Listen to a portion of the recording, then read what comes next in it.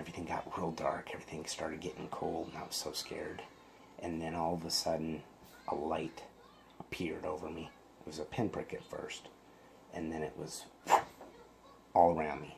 Just white light, brighter than anything I've ever seen.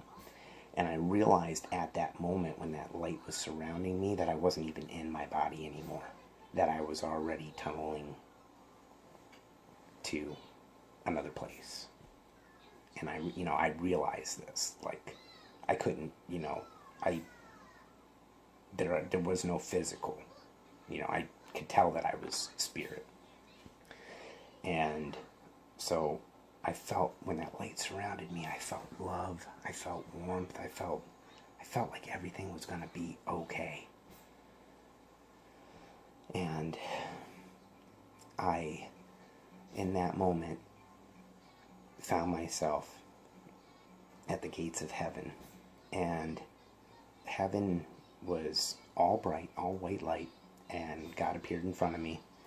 And I'll say that God said, but this is more like telepathic. I didn't hear, Sean, I am God, but my spirit, I had this conversation between me and God, and it was almost in like an instantaneous like soul knowledge, and think of it like, a telepathic connection. And the first thing that God told me, again, soul to soul, or God to soul, sorry, God. The first thing that God told me, and I might say he, or I'll just use God, but God is pure energy, love, and light. He isn't he isn't she, he is almighty, just energy being. So you could think about, if this place was white light, then it was so bright that if with human eyes, it probably would have burnt your eyes right out of your skull. So the first thing that God told me was that committing suicide was a sin, and that I was a rare exception, that God needed to give me the answers that I was seeking, because he had big plans for me. He has big plans for all of us. This isn't all about me. This is about all of us. God loves all of us. It hurts when that negative connotation, toward God, that hurts. On some level, on some par. He didn't tell me that. I just, on my soul, I feel like, to say GD or to disrespect, that is a big no-no. So in God's presence, the first thing that God said was, don't commit suicide. He told me, do stress to everybody, do not commit suicide. I can't be held responsible if somebody decides to commit suicide. You will, I can't say what will happen to you, but trust me, you probably don't want to find out. Especially, God only knows, well, God does know, what you've done in your life. You probably want a little bit more time here to make some amends or do something. I don't know. That's between you and God. I don't want to act like I know your personal relationship with God. It's not my interest here. My only interest here is to deliver this message as I was let know that it's become known that it was time to deliver this message. God loves all of us, again, like I said. So after God saying, stress that it's not, it's against God to commit suicide. It's against his plan. When it's your time to go, you'll go. However that may be, when it's your time, when he needs you, you'll be called upon. The first thing that God showed me was the earth, and I could see past, present, and future events. And God said that there was information, that things that I would see, things that I would be privy to, that when the time was right, I would be allowed to say, and some things that were for my own benefit and understanding that I wasn't allowed to reveal to anybody. which, who am I to question? All I'm going to do is stick to protocol and, deliver this message as God's asked me to.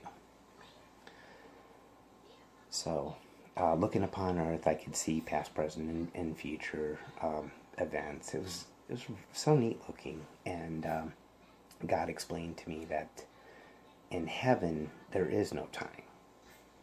We're all already together in heaven because there is no time. That might be kind of hard for some people to wrap their minds around.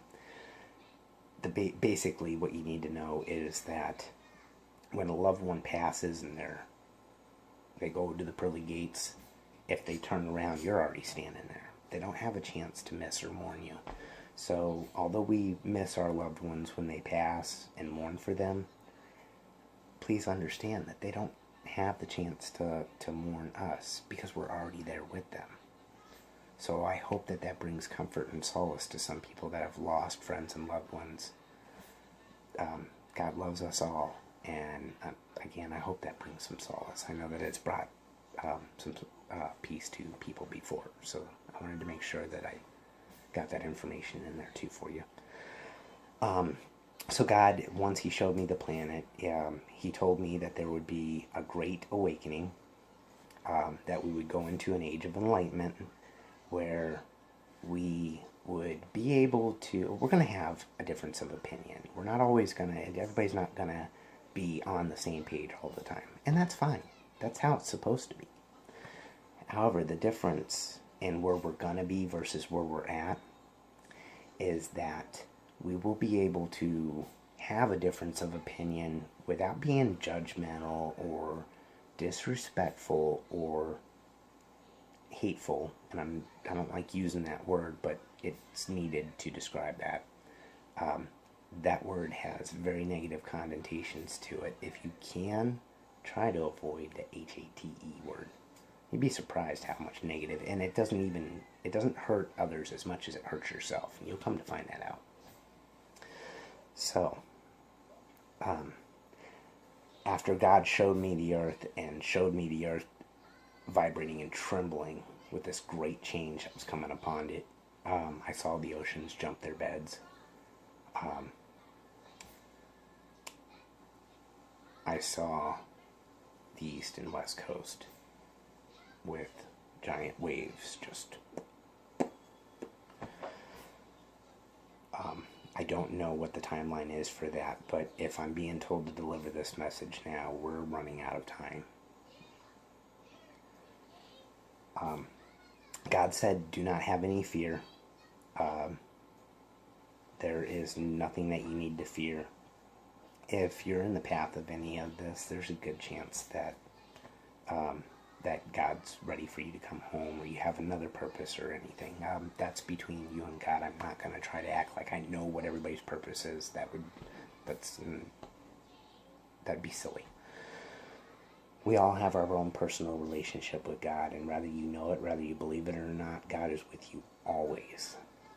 Our spiritual connection to God is there. God told me that I would go through a lot of trials and errors, that I would go through, the heavy drink, being a drunk for quite a while, that I would have children, that I would experience both good and negative in this world still, but that I would find peace and comfort and solace, and that I would actually find a point in my life where I was able to, whenever negative things happen, I was able to calm myself and push away the negative energy, almost like little mini resets. Sometimes just stopping and taking a breath can let you get on, in this physical, without being weighed down by all the negative. The 10 Commandments are a good set of rules if you want, rules to follow. To tell you the truth, they're mostly common sense. Obviously, look at all. You can look them up if you want a refresher, or if you don't follow religion or have different This is not really a religious talk. This is more of a spiritual talk. This is for everyone. I cannot stress that enough. I'm not saying that this needs to go to one specific group. Those of you who are ready to wake up and be enlightened, those who are already fully awake and enlightened to the world around you, can see just how much madness and weirdness is going on all around us. It's almost like the world's falling apart. But in fact, it's going through a reset of everything, consciousness and all. This is the age of enlightenment, brothers and sisters. Time to wake up, if you're not awake already. God is love. God is light. So the next thing that God showed me was the universe.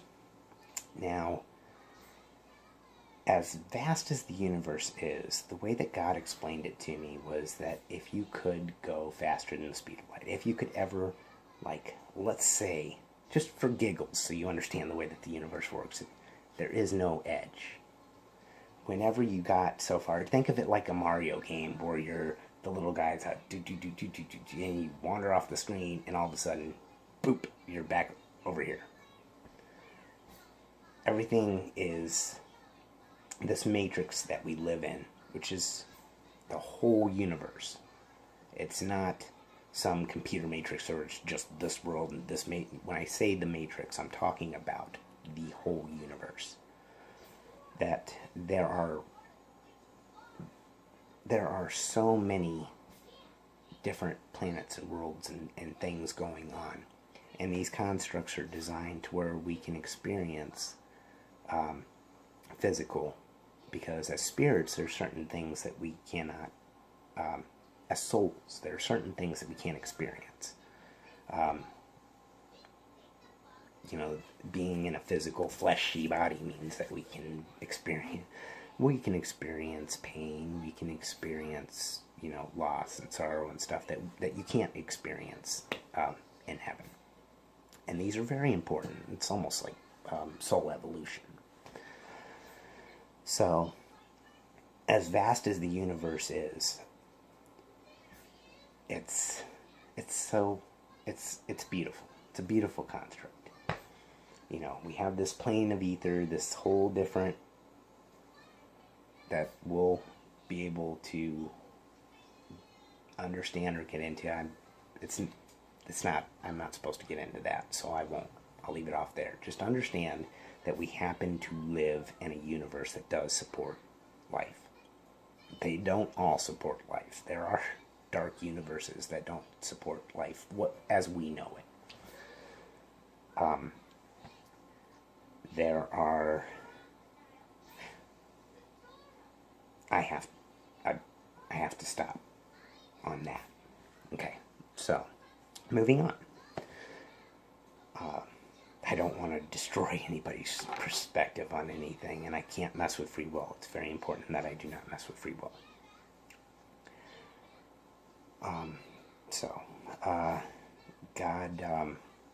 God informed me that when the time was right, I would be able to deliver this message, and that's why I'm delivering this message now.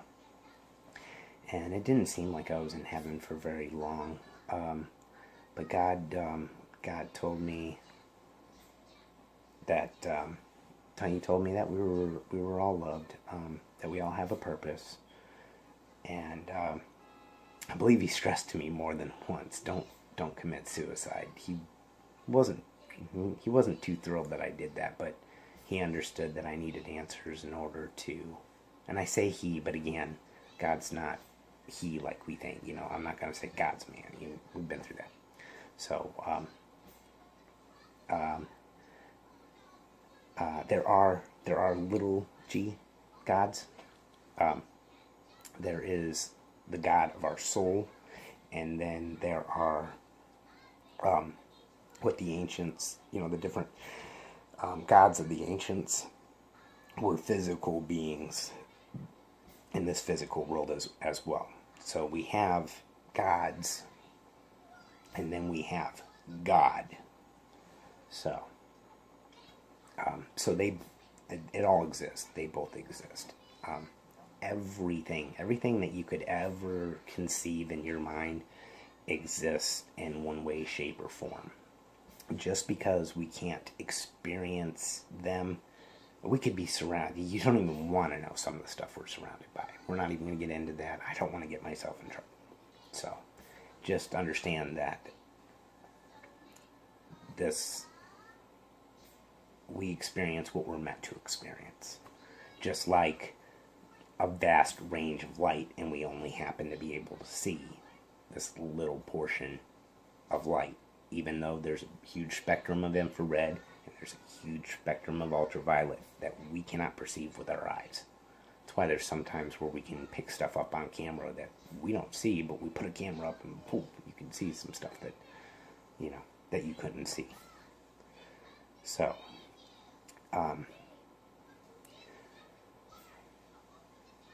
I am open to doing interviews.